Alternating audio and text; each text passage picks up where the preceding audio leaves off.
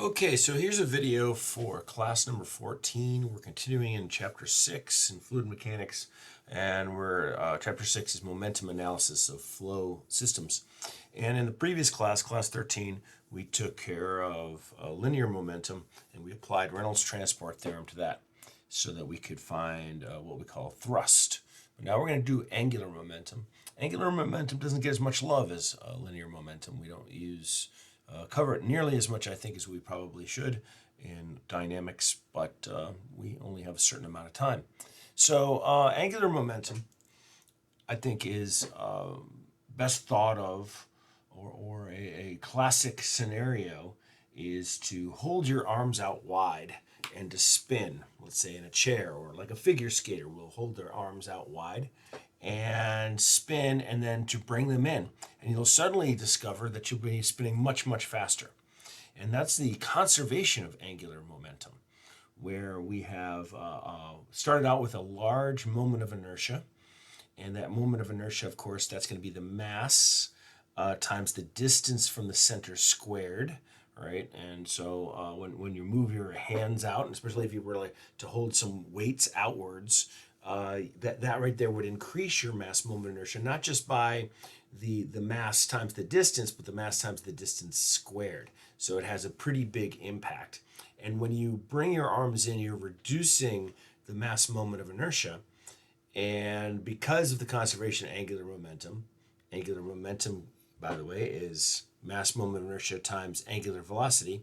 Because the angular momentum has been conserved, and we have a smaller I, we have a larger omega, or angular velocity. That kind of idea. So here in fluid mechanics, how we're applying this is various pieces of equipment, especially with pumps and some turbines, some types of pumps and some types of turbine. We'll be using angular momentum in order to spin or the parts, either to create power or to harvest power. Harvest, I should say, transform the power input either from shaft power and turning that into hydraulic power or pneumatic power, but usually hydraulic power. It's hydraulic power. And then, or the other way around, absorbing the hydraulic power that's possible out of some source and harvesting and turning it into shaft power, right? So that's the big idea. And so you could, this picture right here showing maybe discharging of maybe a CO2 to try to spin this piece. So we're kind of creating thrust similar to how we did linear momentum in the previous class, but now we're doing it in such a way so that we can create rotation as opposed to just having linear motion. And here is an impeller. For a centrifugal pump. This is the main element that's causing this change in pressure from an inlet, which is right here, to an outlet. And it's increasing the velocity, and that velocity is then harvested and turned into pressure. So this is also an angular momentum device.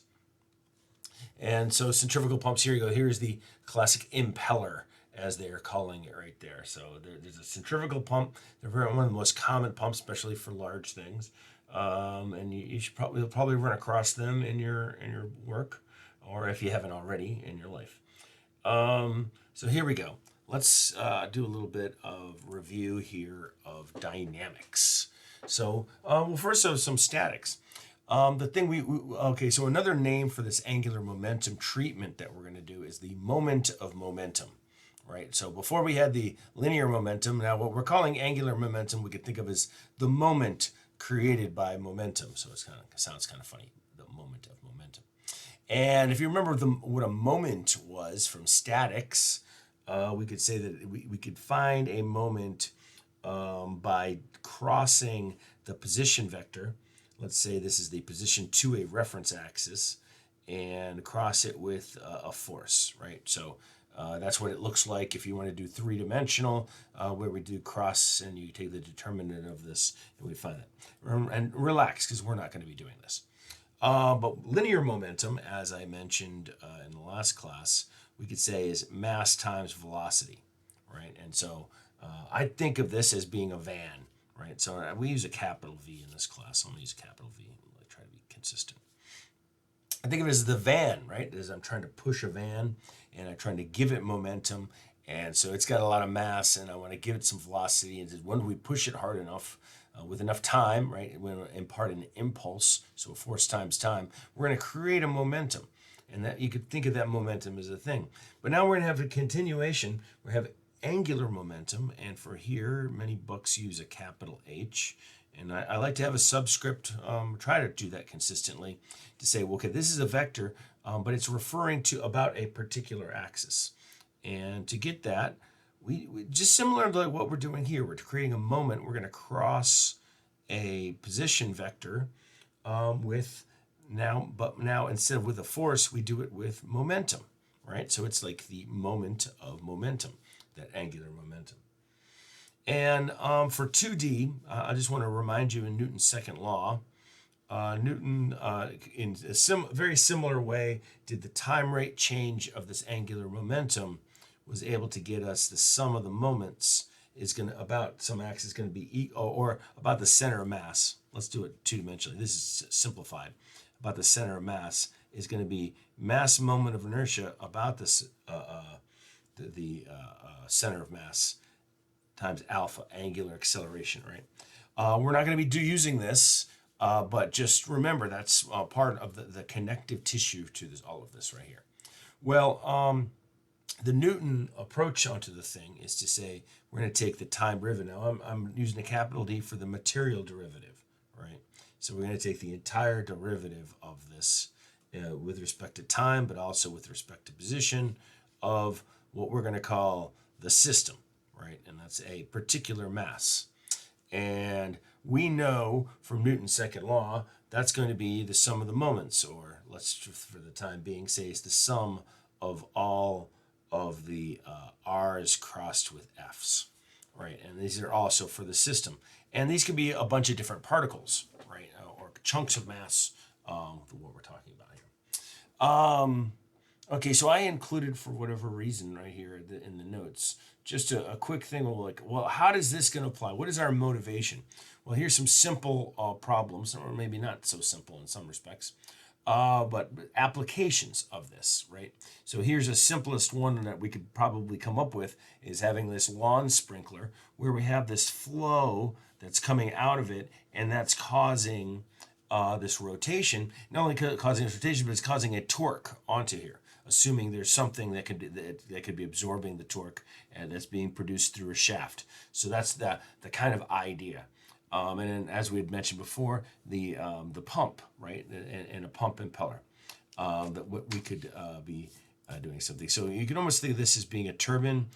These are two different types of things. Like this one is producing torque because of the thrust, and this one is producing thrust because of the torque, right? So two sides of the same thing. I think that had so the desired effect. Okay, so continuing on with our notes here, we're going to try to apply Reynolds transport theorem to this angular momentum. And recall this is Reynolds transport theorem. We had, this is sort of very second cousin to the material derivative. And we're going to take the time rate change of stuff. And our stuff in this case is going to be R crossed with mass times velocity, right? And if we do this stuff on a per mass basis, it would be R crossed with V. And what's that going to look like in our Reynolds transport theorem is to take d dt, and let's try to do a collection of the things. So we're going to take this b, and we're just going to multiply it by small little chunks of mass, which could have a density and a dv right there. So this is the same thing as that we had written over to here, right? But now we've just made it so like let's take little chunks and add them all together so that we have this, and this still remains the system, right? This is the system, the time rate change of the angular momentum of the system. So up here and to this part of it right here, this is the control volume. We'll take the partial derivative of time with respect to time of the control volume. And now we have stuff inside the control volume, stuff per mass right here. And then the control, and we take the density right here, and we take little chunks right there. So here's little chunks of mass, and we've integrated that. So everything within the control volume. Now this is the rate of change of the momentum in the control volume, right? And this is the accumulation of momentum, that term. We add to it by going to what's passing across the control surfaces. And this is really the Reynolds transport, I think, of this embodies the idea of that transport, the T in Reynolds transport theorem, that we're transporting the stuff by way of using mass flow. So this density times this V right here, dot with the outward facing normal vector, and dA right there. And this all together is mass flow, right? You can recognize that. This dot product right here stole away the scalar part of this, right? So this is no longer a vector, but we've made sure that we only took the outward facing. And that's also going to give us the sign conventions when things are coming in and out. We also have to be cognizant of the sign conventions here, where we have the position vector crossed with the velocity vector, right? So it's not v squared, even though there's two v's right in there. And then all of this right here, this is the Reynolds this is that portion of it right here. We're going to say, well, this right over here was equal to the sum of R crossed with F. But this now is going to be for the control volume. And the idea here is that in an instant in time, these would be the same. So we're looking at this at it as an instant. And we note that right there is the sum of the moments, right? For the special case where there's steady flow, there's no accumulation, there's no change within the control volume, right? We're not somehow storing that angular momentum. And if that's the case, this all simplifies. I'm going to jump this over to the other side. I kind of like it better over here. I'm going to say the sum of the moments is going to be equal to the all across all the control surfaces, the R crossed with V, and then times density times the velocity dotted with the outward facing normal vector, and there's dA right there. And we'll recall that this is all right here is m dot. Right, so that's the most common situation that we have, and this, remember, or should note, is equation 649. Now, something I want to point out here, sometimes we have a lot more situations here where the control volume is moving, right, or can be moving. So we decide that we're going to take something, we call it the relative. So I'm going to be very careful here.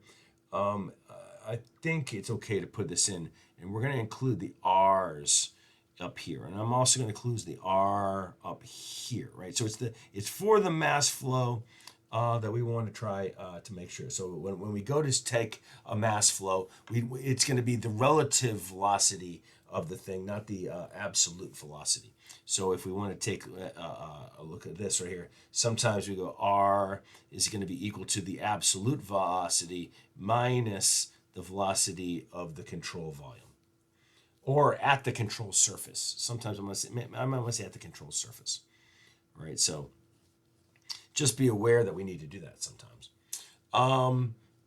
So that's all mathy and good, but let's write down an equation that's the most for simple problems. For most problems, let's say simple problems, we have the sum of the moments. It's going to be equal to the sum of the, and I'm not going to use that beta term that we were using previously. We're going to abandon that because the book did. so I'm going to do it too. We have R m dot v, and I'm going to call it the tangential velocity. And this is on the outward, coming out of the control surfaces minus the r m dot vt coming into the control surfaces, right? And so this right here is equation 652. So there was a little bit of a hand waving in between these two. And that's really useless. Useless? No, it's useful. Sorry. I maybe made a mistake in including this, but it's like too much information. We're at the 15-minute mark, but I'm going to continue on a little bit further because I think this is like things to come and some of the most useful things. I haven't decided whether I want to do any homework problems with this, but I do want to explain. All right, so one of the most common types of fairly straightforward machinery, fluid mechanics machinery that we use is the impeller, and then also some of the more simple turbines, or as people like to say, turbines. I don't like the word turbine, I like a turbine. And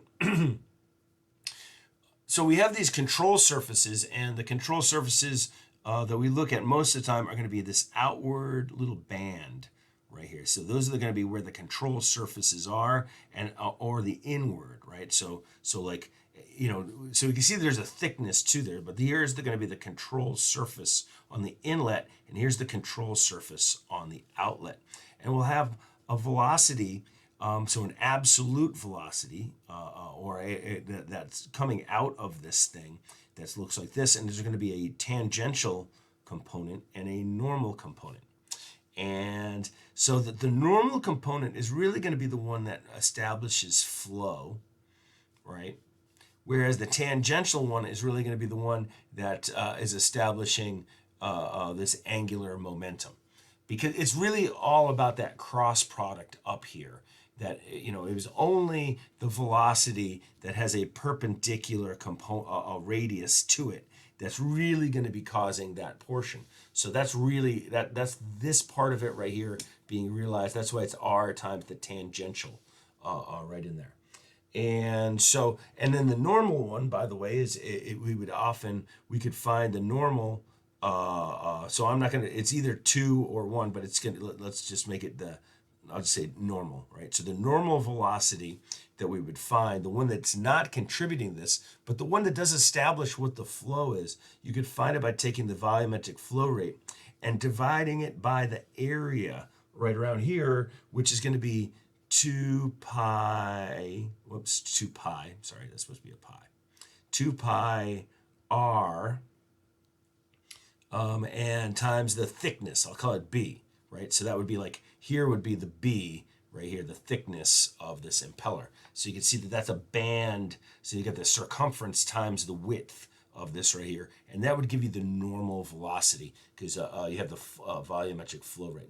And so you see that the velocity is going to be different for here and here. But this is we call this some people call this the radial, right? So I also call this AKA the radial velocity. And so something that could be used, so this is a glimpse of something we could do in more detail and covered in chapter 14, but it is covered in this chapter as well. And it's introduced here. We have something called Euler's turbine equation. And there you go. Euler's doing it again, man. He's got so much stuff. And we could say that the torque that's going to be generated, or the torque required to generate, could be either way, for a turbine, so that's what we're really kind of looking at. But we go backwards, it's going to be an impeller.